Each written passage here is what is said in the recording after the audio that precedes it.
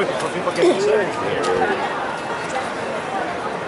Going back to the place I love the best, where the sweet waters flow and the wildflowers grow. Just how I'll travel there, God only knows. Sun's gonna shine in my back door someday.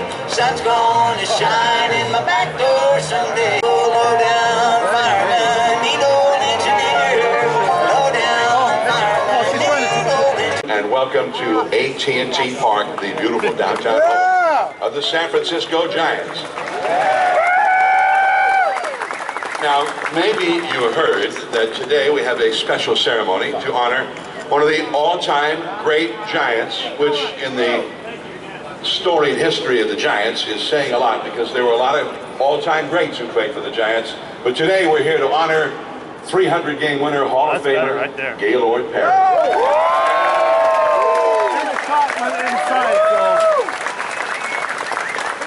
A ceremony of this type has happened only 4 other times here at AT&T Park. First, appropriately enough, March 31st, 2000, the year AT&T Park first opened, and we had the ceremony for Willie Mays. We unveiled the now iconic statue at the corner of 3rd and King Streets, which we call 24 Willie Mays Plaza. Then we had the statue unveiling for number 44, the all-time great Willie McCovey.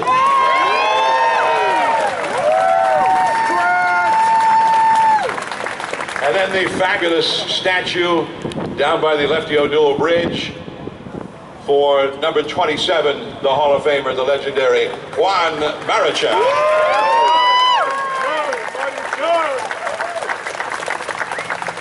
And just over here, El Hijo de Perucho, number 30, Cha-Cha, Orlando Cepeda. Now here at the corner of 2nd and King Street, the Giants all-time great, one of the greatest pitchers ever to wear the orange and black, the Hall of Famer, Gaylord Perry.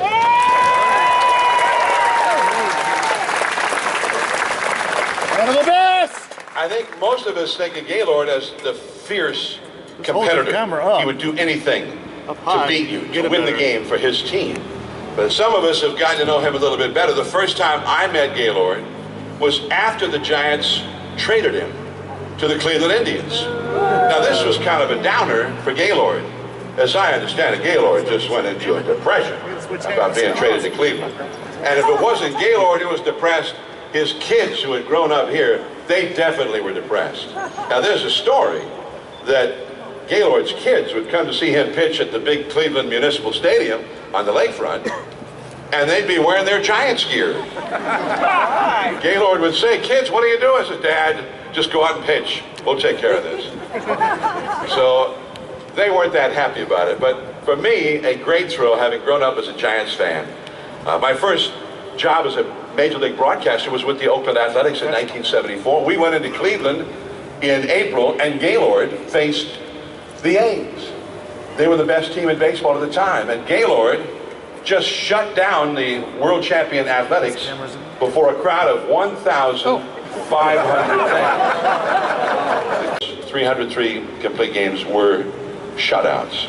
And he reached 2 of pitching's most rare milestones. He won more than 300 games, and he recorded more than 3,500 strikeouts. He's on the short list in both of those categories. Gaylord Perry, one of the all-time greats.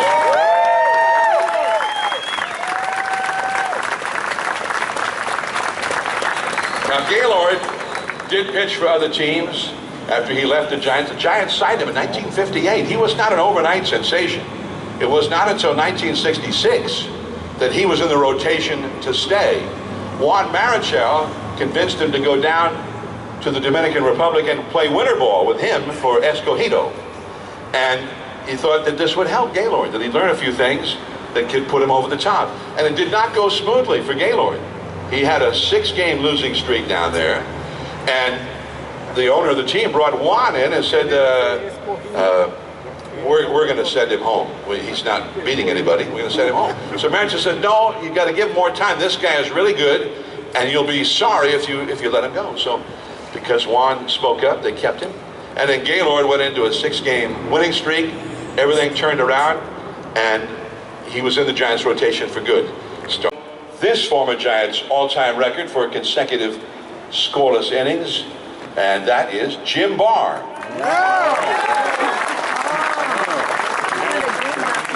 Another former Giants pitcher, right-hander Don Carruthers.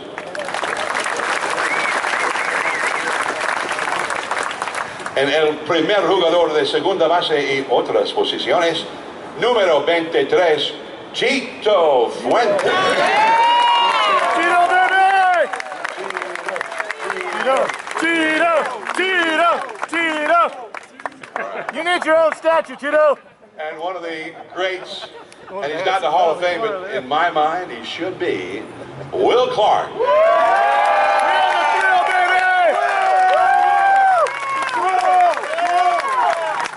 And the outstanding big game pitcher, left-hander Dave Dravecky.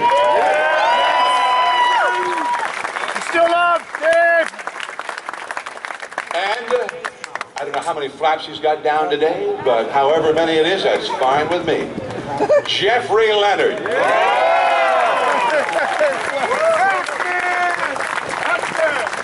And right there with Jeffrey and Will is a guy without whom the Giants, I don't think, could have won all 3 of those World Series. Jeremy Affeldt.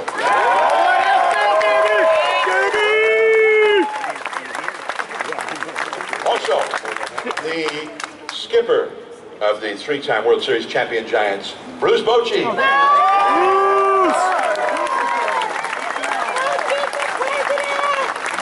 And with Boch, the former many-time opening day pitcher, now the bullpen coach, Mark Gardner.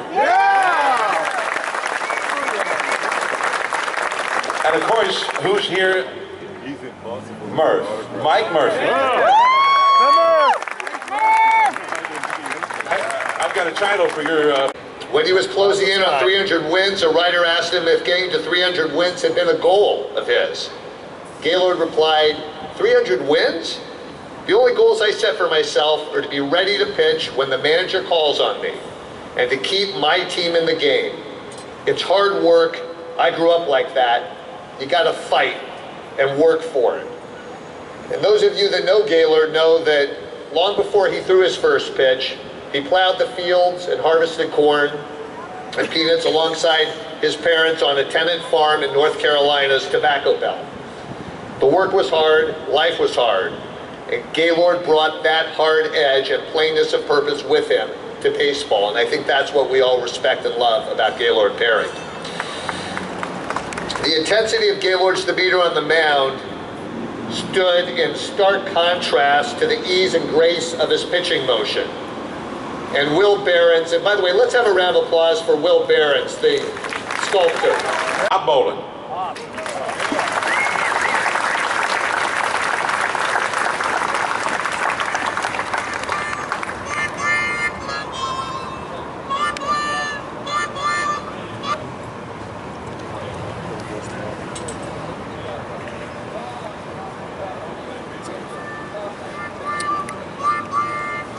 All right, thank you. You know, we go back, Gaylord and I go back a long, long way. 1958. You say that real fast, it don't sound too long. But he got a little town in St. Cloud, Minnesota. I was playing my second year of minor league ball, and Gaylord had signed with the Giants, so we were excited to see Gaylord. And what I remember about Gaylord so much is his work ethic over the years, probably because we used to run, and still do probably, I don't know whether they do today or not, foul line to foul line across 15, 20 times, and that was your pitcher's activity every day. And so a teammate of mine and I, we were tired, we were leaving, and Gaylord said, my goodness, y'all leaving? I can run 20 of those.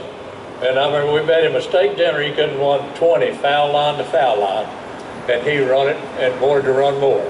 And we had to buy him a steak dinner. So I always remember how Gaylord worked so hard all through the years, and you have to work to develop the pitches he pitched, because most of us couldn't throw those pitches. One of the great things about Gaylord I remember Alvin Dark. You remember Alvin was standing in the batting cage in 1964, I guess, and we were trying to hit balls out of the ballpark. Pitchers batting practice, and Gaylord's up there hitting them, running to almost going out. And somebody said about Gaylord hitting a home run, and Alvin said, there'll be a guy on the moon before he hits a home run. And nobody even thought any more about that. 1969 rolls around, and then we're down in the right field bullpen, and the groundskeeper got us a little black and white TV to watch the moon landing. Neil Armstrong, they're gonna land on the moon that day.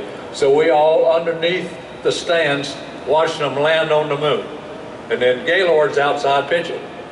So we that didn't concern us right then, because Neil Armstrong was landing on the moon. So they got that craft landed on the moon, and he took, I forget what it was, one giant step for me and another one for mankind or something. But the AT&T Park as well.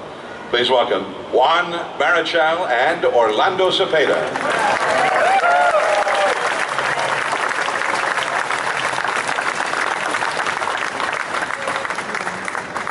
Okay, you older.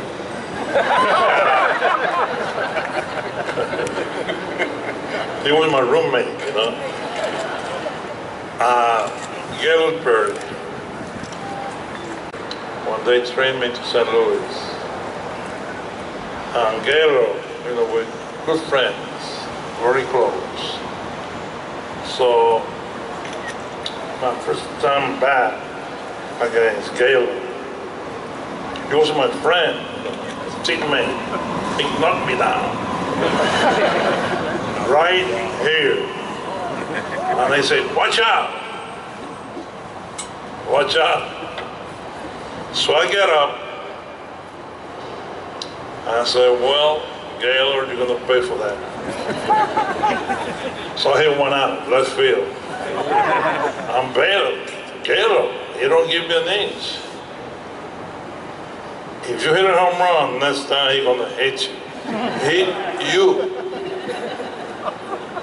And one time, he knocked me down 5 times and hit me 3 times.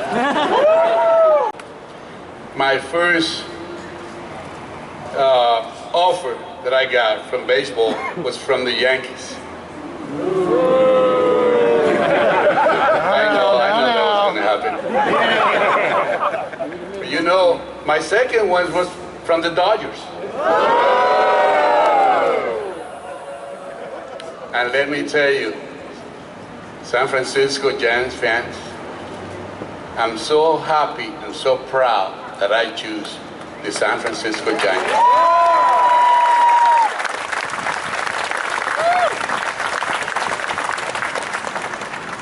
And on July 10, 1960, I came from Sacramento to San Francisco, and Orlando Cepeda and Felipe Lu was at the gate waiting for my arrival. They took me into the clubhouse, introduced me to every player, and the last one was the greatest ever, Willie Mays. From over here on 2nd Street or from along the Embarcadero, they will forever be reminded of 2 of the greatest Giants of all time. The Baby Bull on one side and Gaylord Perry on the other. All right, are we in position? Countdown, Miller! Let's start the countdown. 3, 5, 4, 3, 2, 1.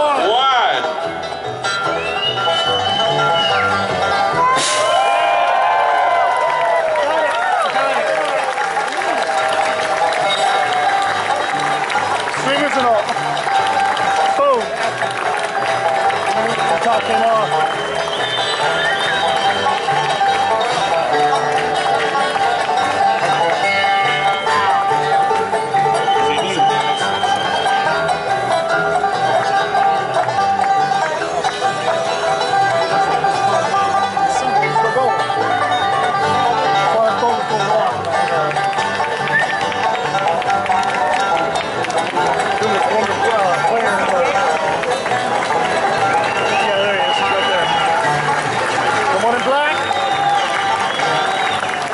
All right, ladies and gentlemen, here he is, number 36. The Hall of Famer, Gaylord Perry. Steve! Steve! Oh, come on back here. Come on back here.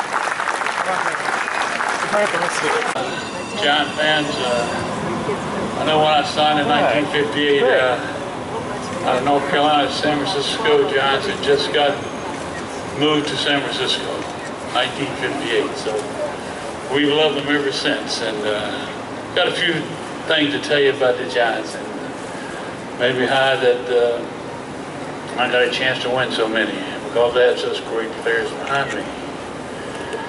And John Miller told a lot of things. He kind of stressed a few of them, which is to my liking.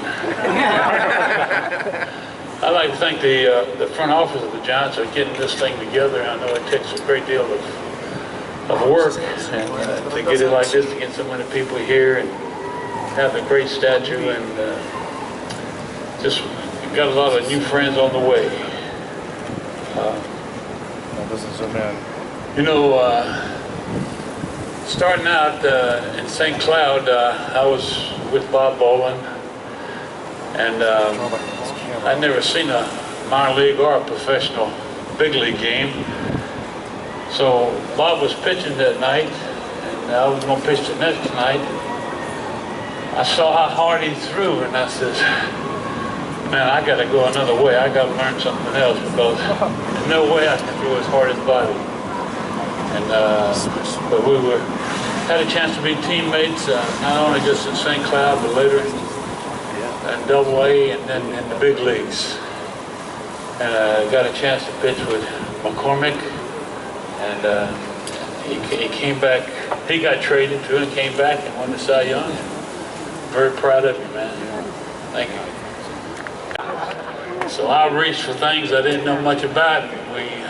We got a shutout for 10 innings, and I got the win, and that started my career uphill. Sure did. You know, making trips back then is a little different than now. Now, I wish we could have private jets, Larry. We were playing. It'd been a lot easier than the bus. But I can tell you a little story about when I was with Cleveland, though.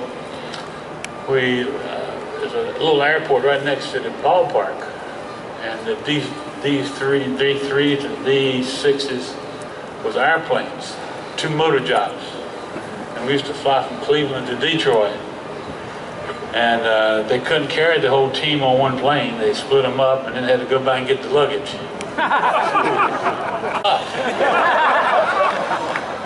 Yeah, it's good. Anyway, I'm looking forward for the Giants to get on the hot streak now and come on and win another World Series. Yes, baby! Keep it here, baby! We're going to bring home another trophy this year! And get back to the White House! First, I want, before I leave here, to introduce my kids. It's Amy. Up, girl. Her husband, Francisco. Juan, he's from Dominica. Allison and Audrey.